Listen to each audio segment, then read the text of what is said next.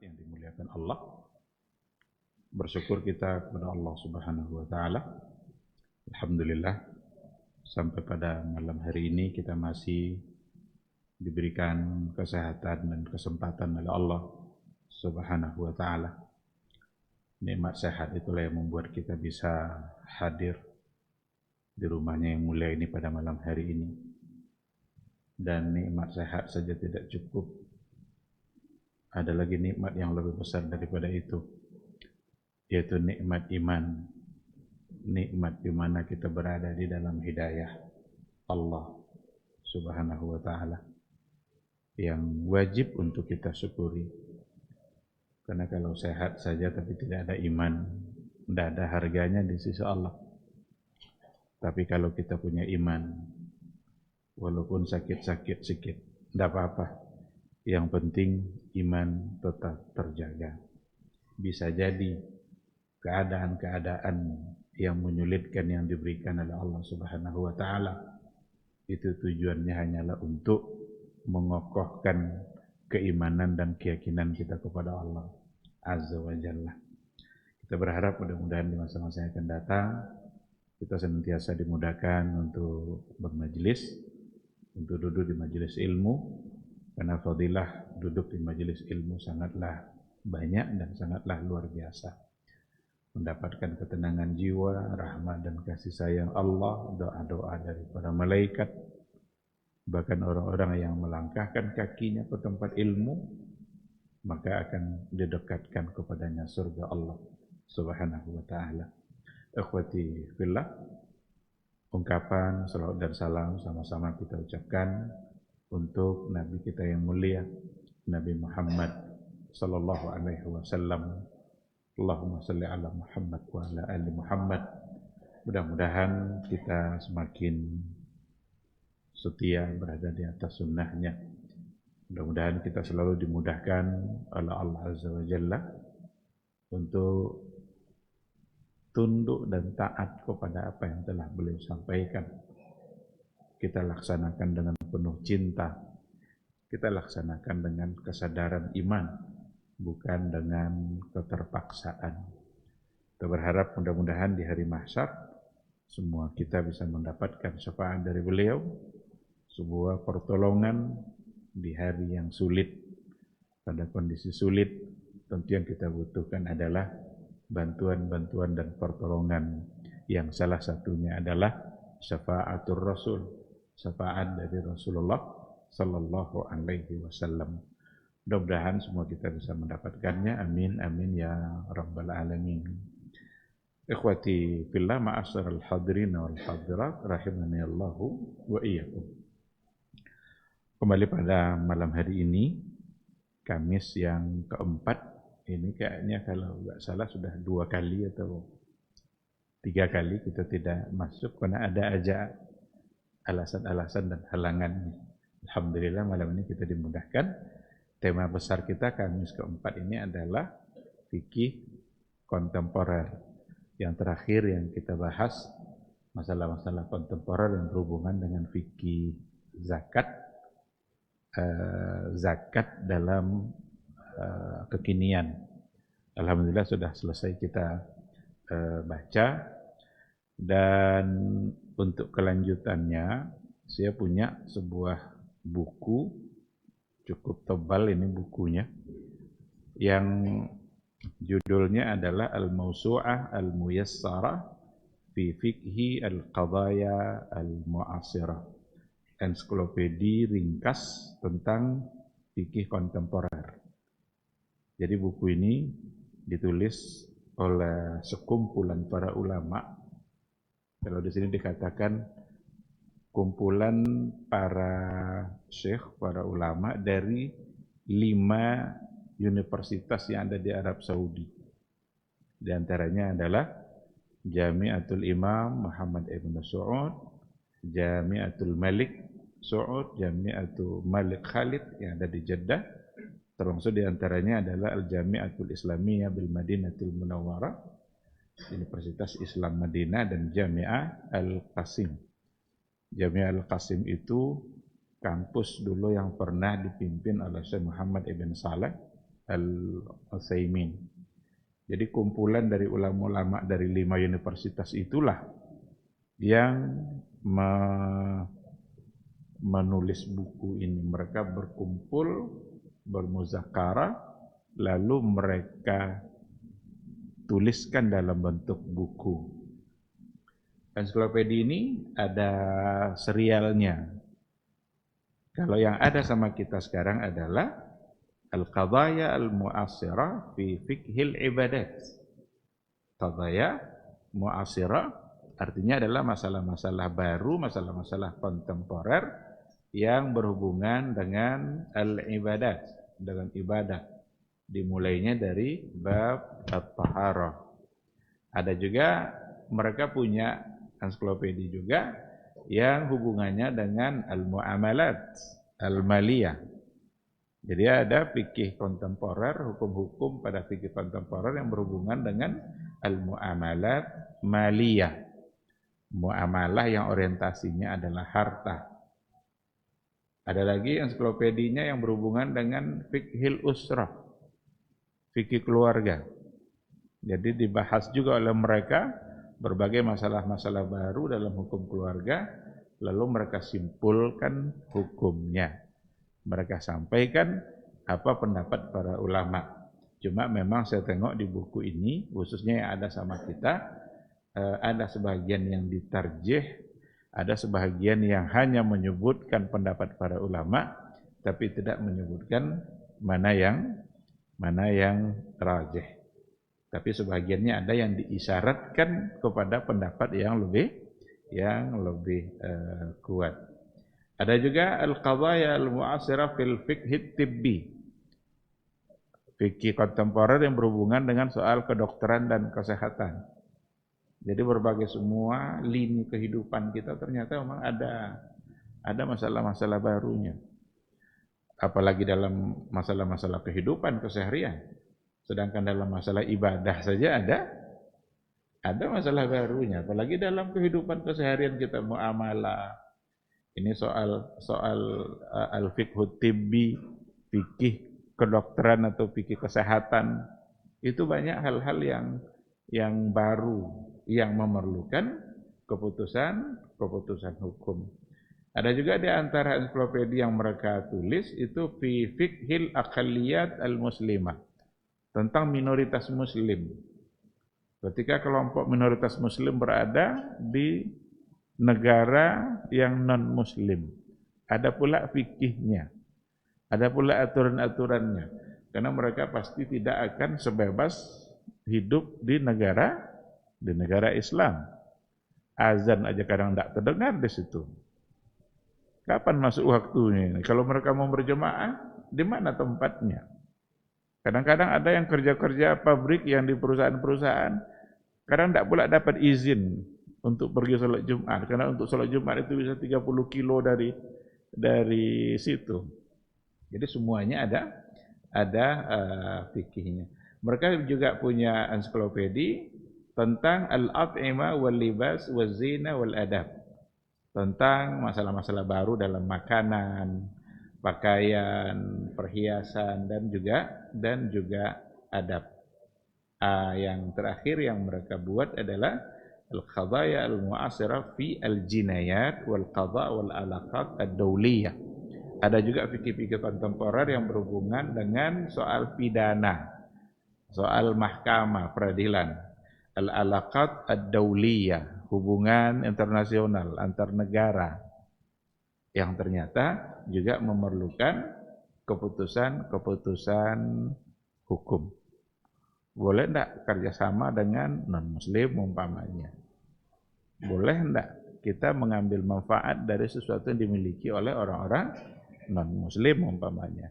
Kalau sudah hubungannya kerja antar negara, tentu banyak hal-hal yang dalam soal kebangsaan itu biasa-biasa saja. Tapi kalau dibawa nanti pada kacamata agama, pada kacamata fikihnya, apakah dapat dibenarkan atau tidak? Itulah beberapa hal yang mereka tulis yang termuat di dalam buku ensiklopedia. Dimulai nanti pada bab at-taharah. Nah, jadi di sini dimulai dengan babut taharah. Jadi al-qadaya al-fiqhiyah al-mu'asirah fil ibadat. Ibadah. Mulainya adalah taharah. Kita kalau kita buka buku fikih selalu saja mulai dari taharah. Padahal taharah rukun Islam enggak? Ada enggak rukun Islam taharah? Enggak ada. Rukun Islam kan syahadat, salat, puasa, zakat, haji. Kenapa bukan ini dimulai kitab fikih itu? Justru dimulai dari taharah. Ternyata taharah itu memang harus itu mulainya. Karena taharah itu nanti masuk ke semua bab-bab berikutnya. Walaupun dia bukan bagian dari rukun Islam, tapi kalau kita bicara taharah, kalau sempurna kajian taharah kita, selamat ibadah kita yang berikutnya. Salat ada enggak hubungannya dengan taharah? Ada. Puasa ada enggak hubungannya dengan taharah? Ada. Perempuan yang kalau tidak suci maka tidak boleh dia berpuasa. Berarti ada hubungannya dengan persoalan taharah. Seandainya seorang perempuan 5 menit menjelang berbuka datang haidnya, kira-kira hari itu dia terhitung puasa atau tidak? Padahal sebentar lagi buka. Itu rugi aja dia kan, capek-capek puasa seharian, pas menjelang buka datang haidnya. Berarti dia tidak terhitung puasa hari itu. Karena ada di antara hari yang dia wajib puasa tapi dia tidak dalam keadaan suci. Kalau seandainya sesaat menjelang masuk waktu subuh, suci dia, berhenti haidnya, wajib tidak dia puasa hari itu? Andaikan sebelum masuk waktu subuh, walaupun 2 menit, 3 menit, habis masa haidnya, berakhir, benar-benar suci, wajib tidak dia puasa di hari itu? Wajib, karena hari itu dia sudah suci. Nah maka sangat erat kaitannya, baik dengan sholat, baik dengan puasa, baik dengan haji. Kalau zakat, ada tidak hubungan taharah dengan zakat? Ada hubungannya dengan kesucian harta itu. Maka ada muncul pertanyaan, Pak Ustadz katanya, harta korupsi wajib tidak dibayar zakat? Harta hasil korupsi wajib tidak dibayar zakat? Zakat itu kan membersihkan harta. Kalau kotor semua, apa yang dibersihkan? Apa yang harus dibersihkan? Tapi kalau ada campuran, sebagiannya bersih, sebagiannya tidak, berarti ada kewajiban pada harta yang dia miliki. Baik, ikhwati fillah.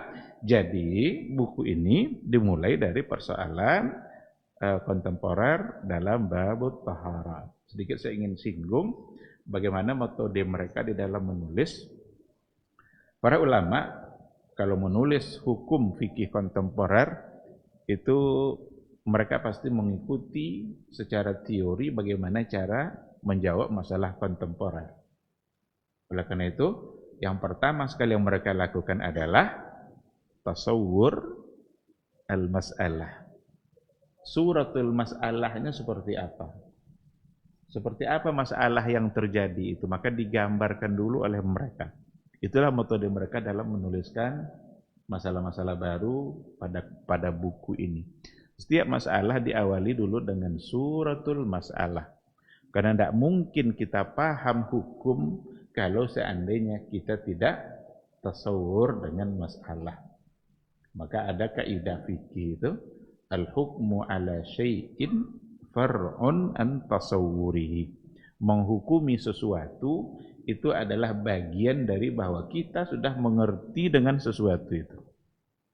Tidak mungkin kita bilang, oh ini boleh, sementara kita tidak paham seperti apa masalahnya. Atau apa hukumnya nih Pak Ustadz? Oh itu tidak boleh tuh. Sementara dia sendiri tidak paham dengan suratul masalah, dan bentuk masalah. Nah oleh karena itu, langkah pertama dalam menyelesaikan masalah baru, mestilah dengan tasawwur al-masalah. Nah itulah yang dilakukan oleh mereka, para ulama yang tadi kita sampaikan dalam setiap masalah-masalah yang mereka bahas. Kalau sudah tasawwur, barulah Sudah tasawur, barulah pindah kepada persoalan hukum, bagaimana para ulama memandang hukum itu. Dan dalam tasawur ini, kita tidak cukup hanya dengan memegang satu istilah. Karena ada istilah yang kadang dulu dipakai untuk arti yang berbeda, tidak sama lagi dengan istilah sekarang. Atau istilah sekarang tidak sama dengan yang dipakai pada masa dahulu. Ada satu kata, maknanya ada tertentu maknanya, tapi terkadang dipakai untuk arti yang lain. Umpama, kata al-qatlu itu artinya membunuh. Salah satu dari penghalang mendapatkan warisan adalah al-qatlu, membunuh. Jadi kalau seandainya seorang anak atau ahli warisnya membunuh ayahnya, maka dia terhalang untuk mendapatkan harta warisan yang membunuh tadi. Karena seolah-olah dia menyegerakan kematiannya agar harta cepat dibagi. Maka agama menghukuminya, menghukum sehingga dia tidak mendapatkan. Tapi ada yang disebut dengan qatlu. Ada namanya qatlur rahmah, membunuh karena sayang. Kalau dalam bahasa ilmiahnya eutanasia. Jadi eutanasia itu membunuh karena sayang. Contohnya begini, kalau seandainya ada orang tua sakit, lama sakitnya, udah bertahun-tahun, tapi belum juga meninggal. Kadang koma, ada yang seperti itu. Lama sakitnya. Lalu terpikir oleh anak-anaknya, kasihan nengok ayah begini nih. Daripada begini dia, kasihan kita nengoknya tuh baring, tidak bisa berbuat apa-apa. Gimana kalau diminta dokter untuk menyuntiknya dan pelan-pelan dia cepat mati? Itu eutanasia namanya. Ini barangkali tidak terjadi di dunia Islam barangkali ya. Karena kalau dalam Islam konsepnya beda. Dalam Islam itu konsepnya itu pintu surga bagi anak-anaknya. Tapi di dunia barat atau yang bagian yang bukan muslim, kadang-kadang orang-orang yang sudah tidak produktif lebih baik mati daripada hidup. Padahal itu orang tuanya sendiri. Maka muncul pikir seperti itu. Daripada dia menanggung seperti itu, maka lebih baik disuntik, tapi suntik itu pelan-pelan mematikan. Itu dalam istilah Arabnya qatlur rahmah, membunuh karena sayang. Istilah Latinnya eutanasia. Sekarang membunuh seperti itu tuh. Apakah dianggap membunuh penghalang sebagai warisan untuk mendapatkan warisan? Kalau seandainya dilakukan oleh mereka yang beragama Islam atau tidak? Jadi perlu ditasawur seperti itu. Istilahnya sama-sama membunuh, tetapi substansinya bisa berbeda. Karena ini membunuh karena benci, ini membunuh karena sayang. Tapi sekali lagi itu tidak jarang kita dengar itu terjadi pada kalangan keluarga yang muslim, apalagi muslim yang taat, tidak mungkin itu. Tapi peristiwanya bisa terjadi pada mereka. Saya pernah ditanya oleh kawan saya sendiri melalui telepon, rupanya ayahnya sudah 6 tahun koma. 6 tahun dia tuh baring. Dia menanyakan persoalan tentang sholatnya. Boleh enggak katanya? Saya yang membacakan sholatnya itu. Jadi dia digerakkan tangannya, dia sadar dengan ucapan Allahu Akbar itu, tapi untuk membaca mungkin dia sudah tidak bisa. Maka pertanyaannya ketika itu, boleh enggak kalau saya yang membacakannya? Jadi kalau kita yang membacakannya berarti bukan dia yang sholat berarti kan? Karena kita pula yang membacakan, dia tinggal gerak-gerak saja. Saya bilang seperti apa dia bisa melaksanakannya, apa yang dia mampu. Kalau untuk soal bacaan, setidaknya hanya pada Al-Fatihah. Adapun yang lain, kalau Fatihah kan sebagai sebuah rukun. Tapi kalau yang lain kan bukan sebagai sebuah rukun. Sekarang sadar dia dalam keadaan sujud. Kalau begini geraknya dia dalam keadaan ruku. Ingat enggak dia apa yang harus dia baca? Seberapa dia ingat, itu saja yang dilakukan. Jadi tidak mesti dengan cara kita pula yang membacakan semuanya dari awal sampai akhir. Berarti sama dia dengan tidak sholat. Tapi wajibkah dia sholat? Kalau dia sadar, menyadari dengan apa yang dia lakukan, tahu dia kalau begini takbiratul ihram namanya, kalau begini ruku, begini sujud. Kalau kesadaran itu masih ada, maka berarti ada kewajiban sholat. Nah, berarti kisah atau peristiwa lama sakit itu bisa terjadi pada siapa saja. Nah, cuma kalau kita muslim tentu pikirannya bukan ke eutanasiah, bukan kepada qatlur rahmat. Mustahil saya kira seorang anak yang muslim, apalagi kalau taat, memikirkan hal itu untuk orang tuanya. Karena dia tahu kalau itu adalah justru kan syariat. Itu kerja Nabi itu. Tidak boleh ada yang lain untuk menentukan syariat ini. Allah yang menentukan syariat, Nabi yang menyampaikan. Maka ketika Nabi wafat, syariat sudah terputus. Tidak ada lagi syariat baru yang datang ketika Nabi sudah wafat. Apa yang disampaikan oleh Nabi itu semua sudah cukup. Karena sudah cukup, itulah dia wafat. Karena tugas utamanya sudah selesai. Kata tasyri'. Tapi hari ini kalau kita temukan kata tasyri' di buku-buku Arab yang ditulis oleh pakar-pakar kontemporer, itu bukanlah tasyri' dalam artian seperti tadi. Tapi tasyri' dalam artian kerja dewan. Dewan yang memutuskan undang-undang itu, peraturan-peraturan, perda dan segala macamnya, itu dalam istilah Arabnya dapat disebut dengan tasyri'. Maka tasyri' itu artinya taknin. Taknin itu pembentukan kanun. Kanun itu peraturan dan perundang-undangan. Maka sidang paripurnalah umpamanya DPR umpamanya memutuskan satu keputusan, jadi dia undang-undang, itu tasyri'. Sementara pada masa Nabi, tasyri' artinya adalah pembentukan syariat di mana datang dari Allah. Sangat berbeda. Ini datang dari Allah, ini datang dari manusia. Datang dari Allah itu mutlak, wajib diterima karena pasti maslahat. Datang dari manusia belum pasti maslahat. Kadang-kadang untuk maslahat kelompok tertentu.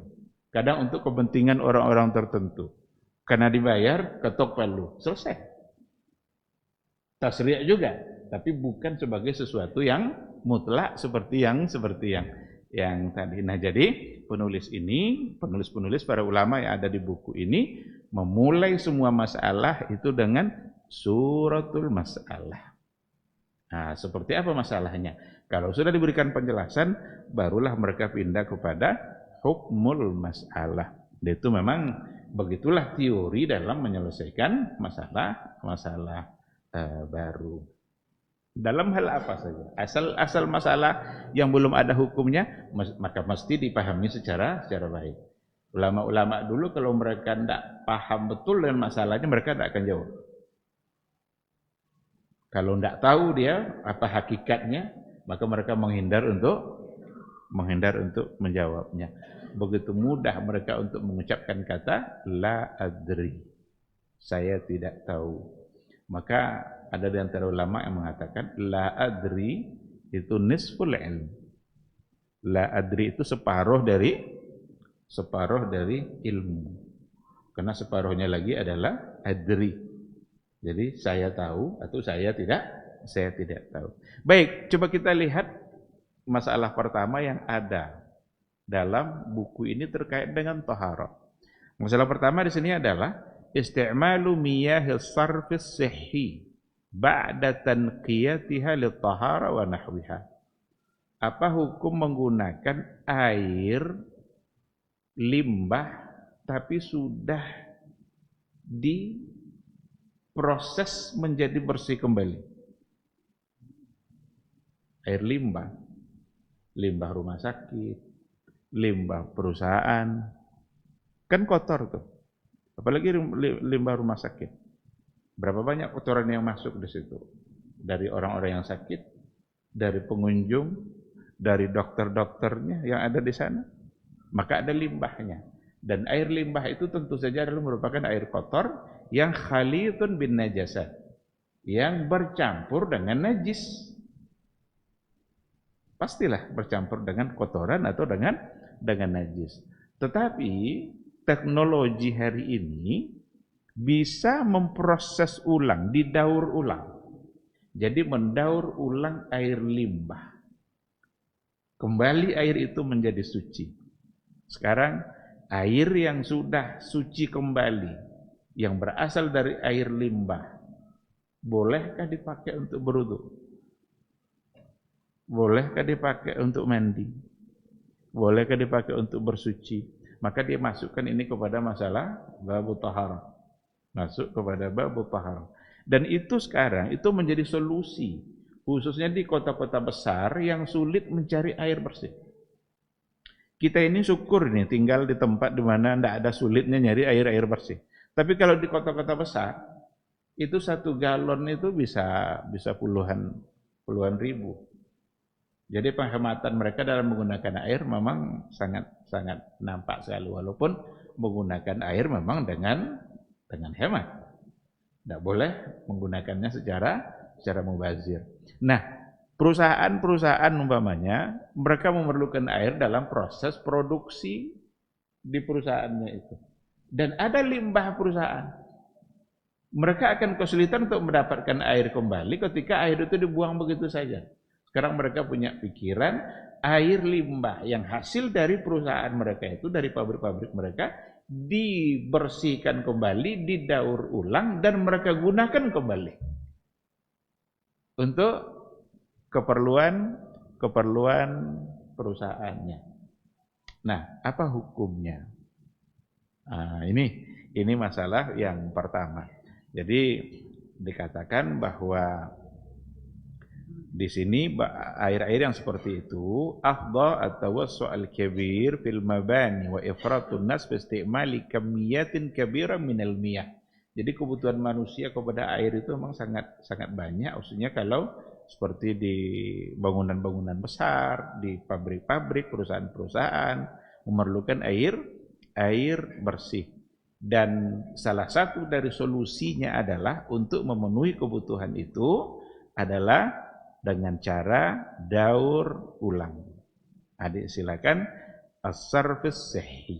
Miyah as-sarfis sihhi.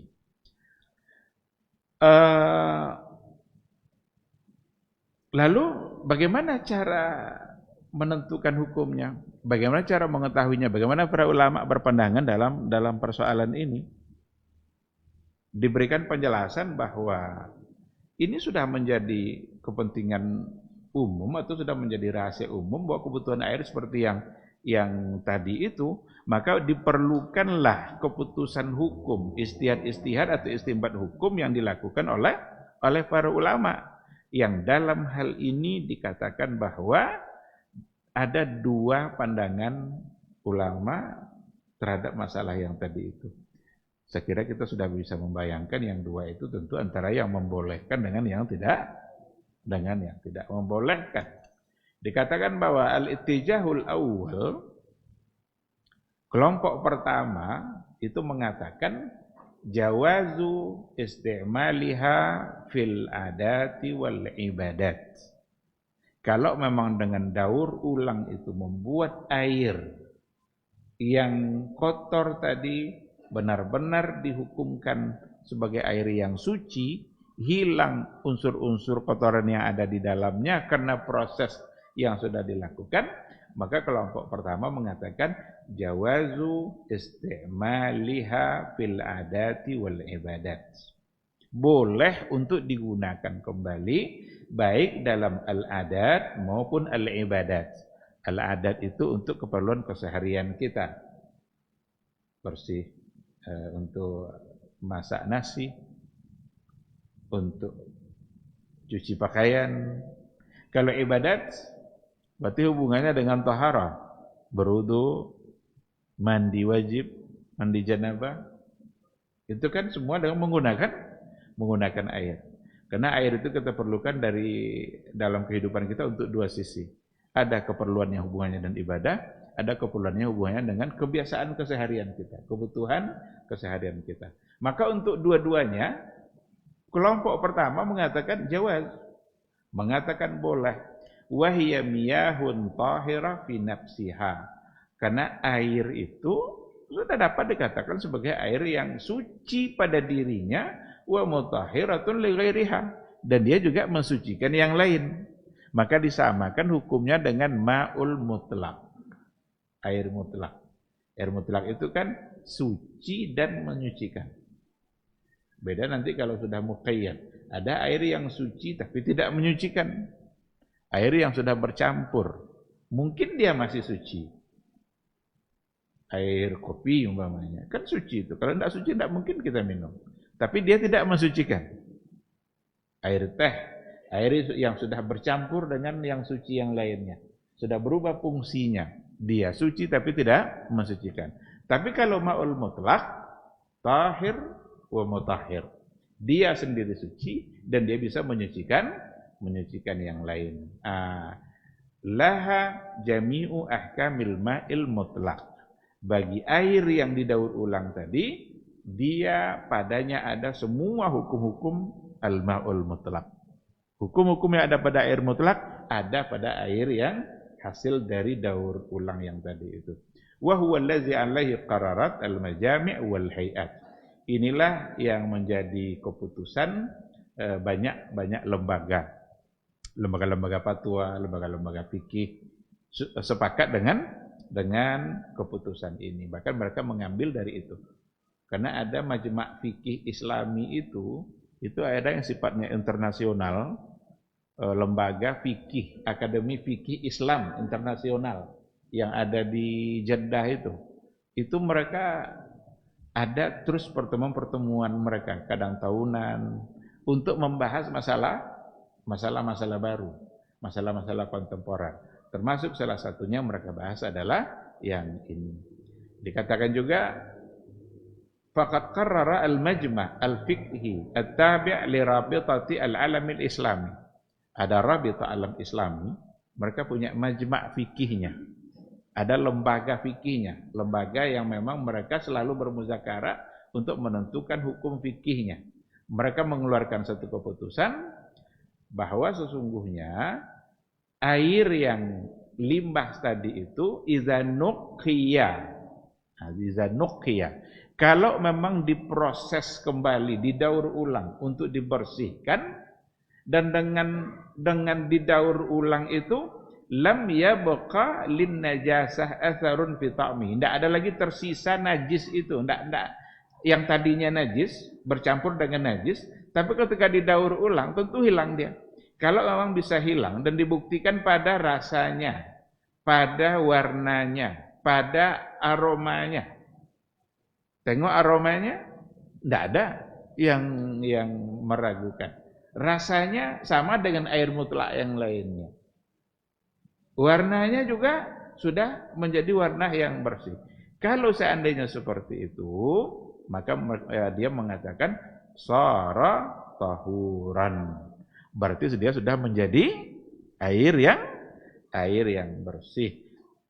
Ya yurfa'u bihil hadas wa yuzalu bihin najas. Diangkatlah hadas itu dengan cara daur ulang tadi, wa yuzalu bihin najas, dan dihilangkanlah najisnya. Berarti najisnya sudah hilang, tidak ada lagi kotoran-kotorannya karena dia sudah diproses menjadi air yang bersih. Ini pandangan yang pertama. Dan ini adalah jumhur. Ini mayoritas, kebanyakan para ulama. Jadi sepakat untuk mengatakan kalau sudah didaur ulang dan nampak bersih, memang dibuktikan dengan 3 tadi itu. Warna, rasa, apa lagi tadi itu? Baunya.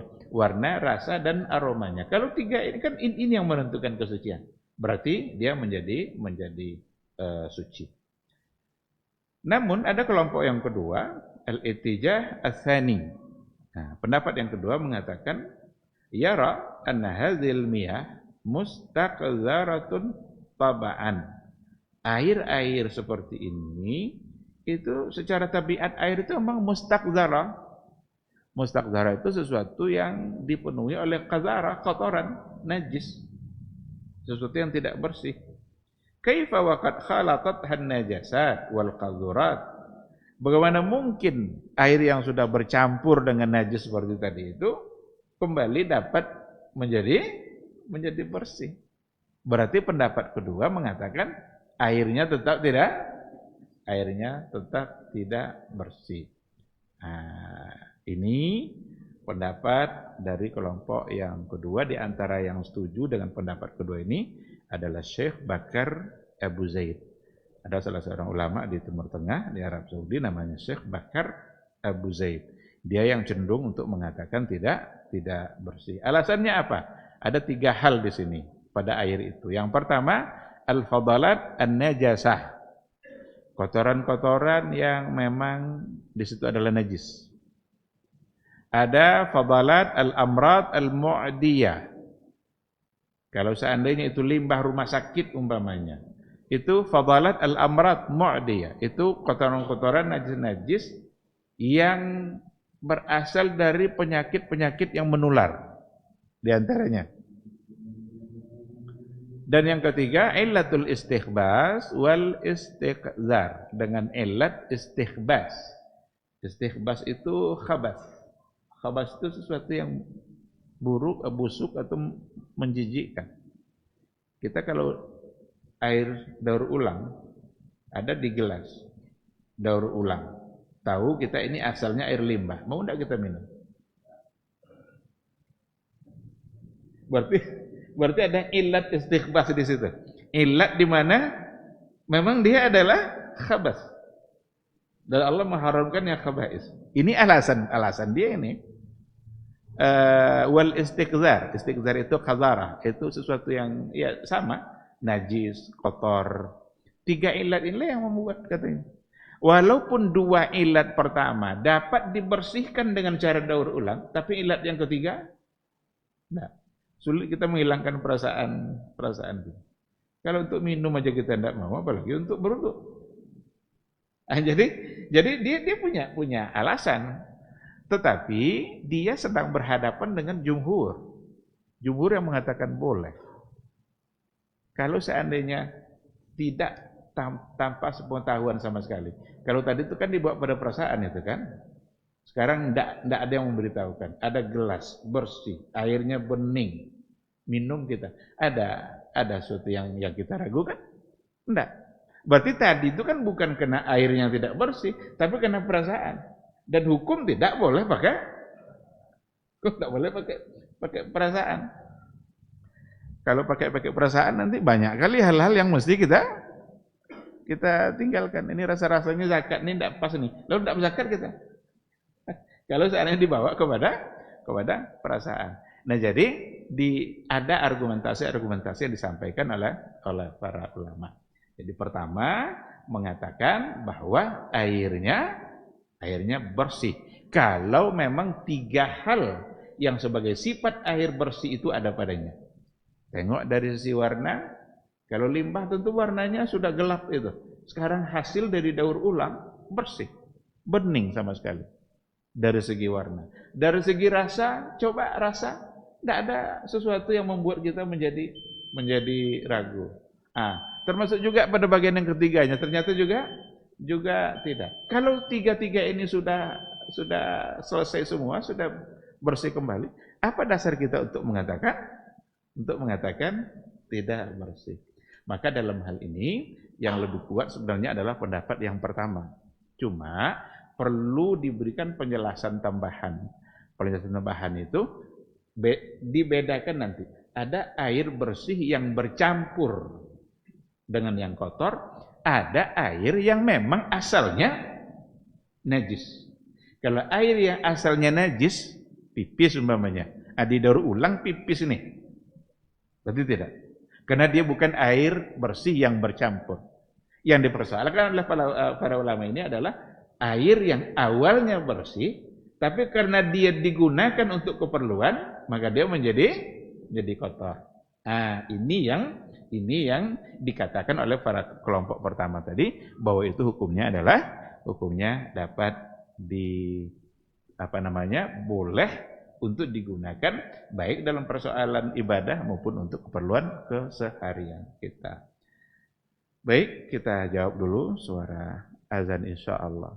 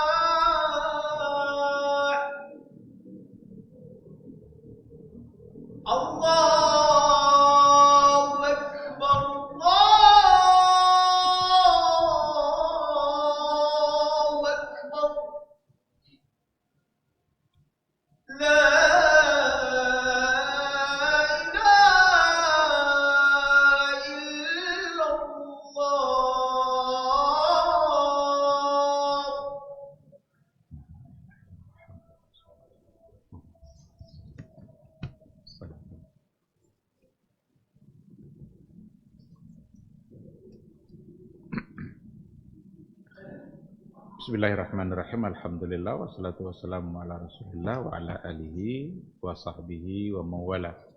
Ikhwati fillah, ma'asyiral hadirin wal hadirat rahimani Allah wa iyyakum.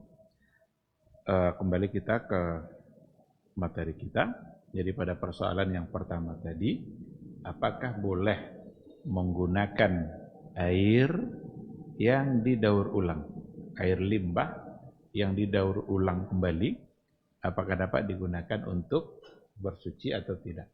Ataukah hukumnya suci atau tidak? Karena hukum suci itu nanti terkait dengan penggunaannya. Kalau sudah dihukumkan suci, tentu boleh untuk bersuci. Tapi kalau dihukumkan tidak suci, maka berarti tidak boleh. Maka gambarannya seperti tadi. Antara jumhur ulama dengan segelintir, mayoritas mengatakan itu adalah suci dan boleh untuk digunakan. Meskipun ada sebagian yang bertahan. Kalaupun dapat dihilangkan kotorannya, najis-najisnya, sehingga airnya sudah bersih, tinggal ilat yang ketiga yang sulit untuk dihilangkan, yaitu istighbath dan istighzar.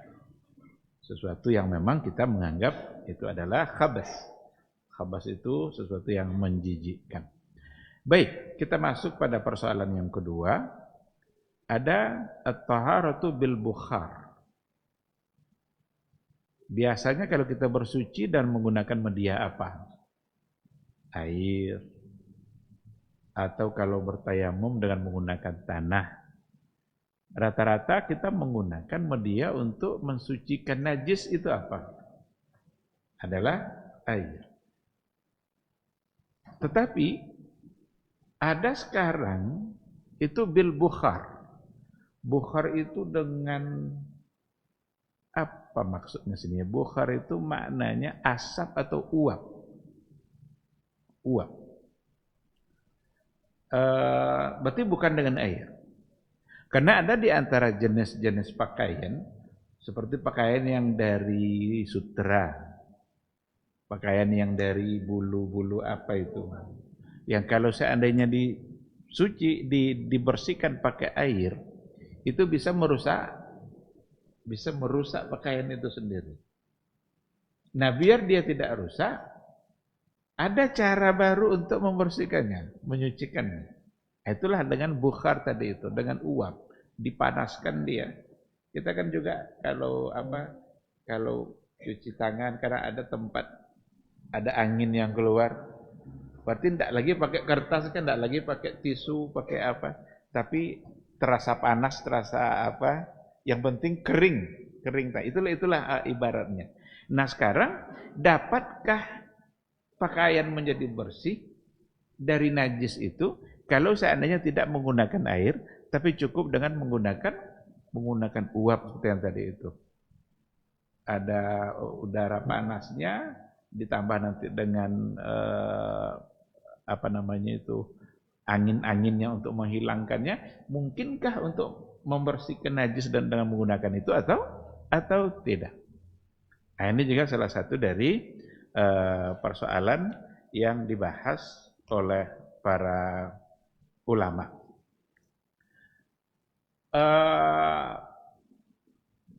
Di sini disampaikan bahwa ikhtalafa al-mu'asiruna fi hukmi tathirin najasat bil bukhar. Ada perbedaan pandangan ulama-ulama kontemporer dalam menentukan hukum membersihkan najis bil bukhar, dengan uap seperti tadi itu. Ala ittijahaini, pada dua pandangan. Jadi mereka terbagi kepada dua kelompok. Yang pertama, jawazu izalatin najasa bil bukhar. Dibolehkan untuk membersihkan najis dengan selain air. Berarti dengan yang tadi itu, dengan uap. Wa huwa ma afta bi Ibnu Utsaimin. Inilah yang difatwakan oleh Syekh Muhammad ibn Shalih Al-Utsaimin. Wal hay'ah al-'amma li syu'unil islamiyyah bi Daulatil Imarat Al-Arabiyyah Al-Muttahidah. Dan ada lembaga, sebuah badan atau lembaga fatwa Islam yang ada di Daulah Negara Emirat Al-Imarat Al-Arabiyah Al-Muttahidah, Uni Emirat Arab. Mereka juga memberikan fatwa yang sama dengan apa yang dipatwakan oleh Syekh Al-Utsaimin. Apa alasan mereka? Anna izalatan najasa minat turuq allati la taftakhiru ila niyyah. Menghilangkan najis itu sesuatu tidak memerlukan niat. Itu bukan ibadah, bukan ibadah mahdhah yang memang harus ada niatnya, begini caranya. Yang penting dari menghilangkan najis itu apa? Al-matlub fiha, yang dituntut padanya hanyalah izalatu ainin najasa. Hilangnya najis dari tempat yang diinginkan hilang najis tadi itu, pada pakaian kah, pada celana atau pada baju. Dan itu bisa bi ayyi wasilatin tahirah. Dengan apa saja kalau memang itu adalah suci dan bisa membersihkan. Seandainya digunakan selain air, anggaplah uap atau yang disebut bukhar tadi itu, dan hilang najisnya, dia kan bukanlah ibadah mahdhah yang tidak boleh dirubah-rubah. Ibadah kan ibadah ini kan ada ibadah mahdhah, ada ibadah ghairu mahdhah. Ibadah mahdhah tidak boleh kita rubah caranya, waktunya, niatnya. Kalau ghairu mahdhah, dia tidak seperti itu. Maka membersihkan najis itu bukanlah sebuah ibadah mahdhah. Tidak perlu niat juga. Sekarang ada najis di pakaian. Kalau kita buang tapi tidak ada niat untuk membuangkan, kira-kira bersih tidak pakaian kita? Kita buang tapi tidak ada niat untuk membuangnya. Apakah pakaian itu jadi bersih? Bersih karena tidak perlu. Atau kalau tertinggal niat maka tidak sah menghilangkan najis ini. Walaupun najis sudah tidak, kan tidak seperti itu. Maka kata Syekh Utsaimin, itu bukanlah sebagai sebuah ibadah mahdhah yang memang harus dengan air dan apa, yang penting dengan apa saja asal dia bersih dan memang pakaiannya bisa menjadi bersih. Nah, maka wala yata'ayyanu istimalul ma'il mutlaq fi dzalik. Maka dalam persoalan itu tidaklah memang harus dengan menggunakan air mutlak. Boleh dengan air yang lain. Apa alasan yang dia pakai? Alasannya adalah hadis Aisyah radhiyallahu taala anha qalat. Ini hadis tentu tidak bicara tentang bukhar, tentang uap, karena belum ada pada masa itu. Tapi ini hadis bicara tentang bagaimana menghilangkan sesuatu dengan selain air. Menghilangkan najis dan selain air. Dikatakan ada seorang perempuan yang berkata, "Maka li ihdana illa thawbun wahidun tahidhu fihi." Di antara kami ini ada yang dia tidak punya pakaian kecuali hanya satu saja. Perempuan punya pakaian hanya satu saja, tahidhu fihi. Yang kalau dia haid, karena itu juga pakaiannya. Fa iza asabahu syai'un min damin. Kalau seandainya pakaian yang tadi itu kena oleh darah haid itu najis atau tidak? Najis kan? Maka dikatakan oleh Aisyah cara membuangnya oleh dia faqasa'athu bizafriha.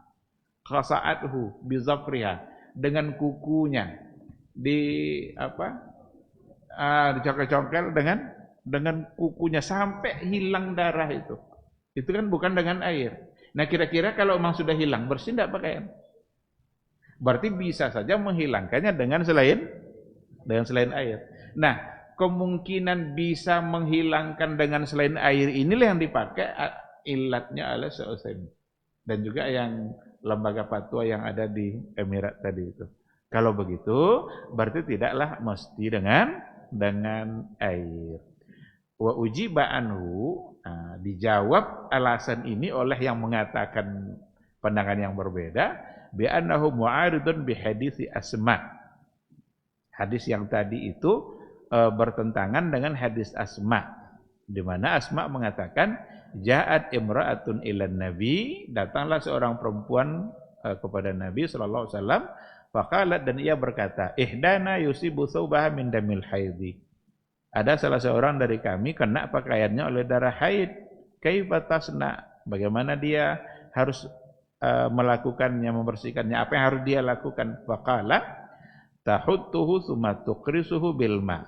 Jadi memang boleh saja di awalnya untuk dengan pakai kuku tadi, tsumma tuqrisuhu bil ma, kemudian baru pakai air. Tsumma tandahu tsumma tusalli fihi. Habis itu dipercikkan lagi air, tsumma tusalli fihi. Kemudian dia boleh sholat dengan pakaian itu. Dan itu riwayat Imam Bukhari. Maka kalau yang tadi Imam Bukhari juga, apakah ini dua hadis yang bertentangan atau dua kisah yang terjadi? Karena dua-duanya adalah riwayat Imam Bukhari. Ini sahih, yang ini juga sahih. Tapi oleh sebagian hadis ini dianggap untuk menjawab yang pertama tadi, bahwa hadis ini dikatakan oleh Nabi bahwa tidak apa-apa, nanti tahutu pakai kukunya dulu, setelah itu baru pakai air. Sementara pada hadis pertama tidak menggunakan air. Maka Syekh Utsaimin bertahan dengan riwayat yang pertama tadi itu, yang hanya dibersihkan dengan dikorek-korek pakai kuku, tapi tidak menggunakan air. Sedangkan kelompok kedua, annal ghasila bil bukhar la yuzilun najasa. Kalau bahwa sesungguhnya membersihkan najis itu dengan bukhar, dengan uap yang tadi itu, katanya la yuzilun najasa, tidak akan menghilangkan najis. Bal yata'ayyanu tathhiru bil ma'il mutlaq. Tetapi yang paling jelas adalah kalau ingin menghilangkan najis, maka membersihkannya dengan air mutlak. Ini pendapat Syekh Ibn Baz. Ya, tadi pendapat Syekh Al-Utsaimin. Jadi ada dua ulama besar yang berbeda pendapat dalam persoalan ini. Syekh Utsaimin itu muridnya Syekh Ibn Baz. Lebih tua, lebih senior Syekh Ibn Baz. Tapi dalam hal ini mereka berbeda. Syekh Ibn Baz berpegang kepada hadis-hadis yang kalau urusannya sama najis selalu diikutkan dengan air. Seperti najis baulil gulam, baulil jariyah, membersihkan pipis bayi laki-laki dan bayi perempuan. Yang Nabi menyuruhnya pakai air. Kalau untuk yang perempuan, kalau yang laki-laki pakai air juga, tapi cukup percikan, tidak dengan disiram. Dan hadis-hadis lain yang kalau urusan sama najis selalu dengan adanya air. Maka dia mengatakan la yujzi fil ghasli ghairal ma. Maka tidak memadai, tidak cukup untuk menghilangkan najis selain daripada air. Nah, maka di hadapan kita ada dua pandangan ulama-ulama besar tentang membersihkan najis dengan selain air. Yang manakah yang dapat dipegang? Intinya sekarang adalah terbukti tidak hilang najis tadi itu. Kalau memang najisnya sudah hilang, maka untuk apa mengatakan kalau seandainya dia masih ada najis, kan najis sudah hilang. Jika benar-benar hilang. Tapi kalau tidak, seandainya masih ada sisa yang itu masih disebut sebagai najis, maka berarti najisnya belum hilang. Nah, oleh karena itu memastikan bahwa selain air najis tidak hilang, itu juga tidak dapat sepenuhnya untuk dipertahankan, karena yang menentukan nanti adalah fakta di lapangan, apakah benar-benar najisnya hilang atau tidak. Sekira ini dua masalah yang berkaitan dengan taharah. Insya Allah kita sambung pada pertemuan yang akan datang dengan masalah lain yang juga masih hubungannya dengan taharah. Seperti boleh tidak menggunakan parfum yang di situ ada alkohol, apakah itu najis atau tidak? Itu masalah yang berikutnya yang nanti insya Allah kita baca pada pertemuan yang akan datang. Terima kasih. Semoga majelis kita diberkahi oleh Allah Subhanahu wa taala dan semoga kita selalu dimudahkan untuk mengamalkan ilmu yang didapat. Subhanakallahumma wa bihamdika asyhadu an la ilaha illa anta astaghfiruka wa atubu ilaik. Wassalamualaikum warahmatullahi wabarakatuh.